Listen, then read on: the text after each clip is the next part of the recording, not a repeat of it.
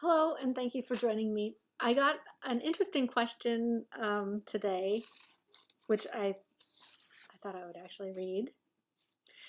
And I know that we've spoken about spirit guides and guides before, um, but this particular person asked a question. They had been listening to somebody who is answering questions.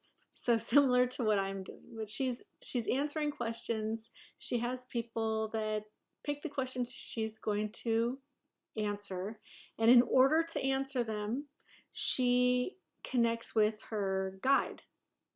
And she says that she is connecting with her guide so that the answers are always coming from the highest place.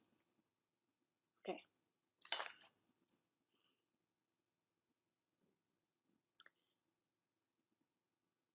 So if she's thinking that she needs to tap into this portal or she needs to open these pathways or whatever it is that she needs to do in order to contact her guide so that she can have the best questions or the best answers to the questions, then she's actually just tapping into herself. So we don't have to tap into a spirit guide in order to get the information that we want. When we do this, when we say, I have to talk to my guide in order to get this answer, what you're doing is you're actually placing, you're self-imposing a boundary between yourself and your overarching consciousness. We already have a boundary. It's called the veil. And our brain creates this veil. And that's really the only boundary we need to breach in order to get the answers that we're looking for. So to do that, we just need to train our brain to allow different frequencies to come in or allow us to tap into different frequencies for a more free flow of information. And your overarching consciousness already has all of the answers. It's just tapping into that consciousness, tapping into those frequencies that will allow us to get the answers that we are seeking. Now, a very kind of a side chat on this one is sometimes we might get the answers and then it seems like a millisecond later it goes away and we can't remember what it was. We can remember kind of the feeling or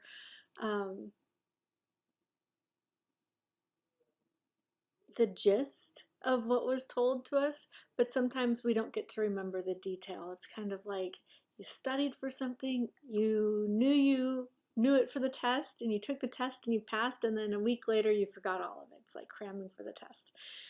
Sometimes we get information that comes in that's not relevant to our life or what's going on in our life at this time.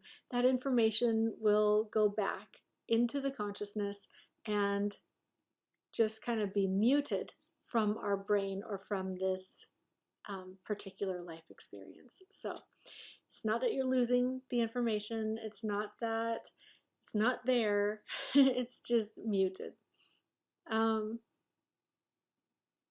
the quick answer to your question, thank you very much for asking it, is do we need to have a spirit guide in order to ask our questions? And you do not need to have a spirit guide in order to do that, because there is no one more connected to the other side of the veil than you are. No one. I'm connected to the other side of the veil, and nobody can connect me to the other side of the veil more than I am already connected. And it's the same with you. You are already connected to the other side of the veil, and no one can connect you so that you are more connected to the other side of the veil. We might find help here with different meditations or different ways that we can open up some of these frequencies so that we have more of these intuitive moments coming in. But nobody is closer to the other side of the veil than you are, because you are enough just as you are, and you are made to be connected to the other side of the veil. That's how you are created, and it is stunning and it is beautiful, and no one can take that away from you, ever. All right, I think that's it. I got to get back to work. Got all my work clothes on today, and I'll talk to you guys later. All right, bye.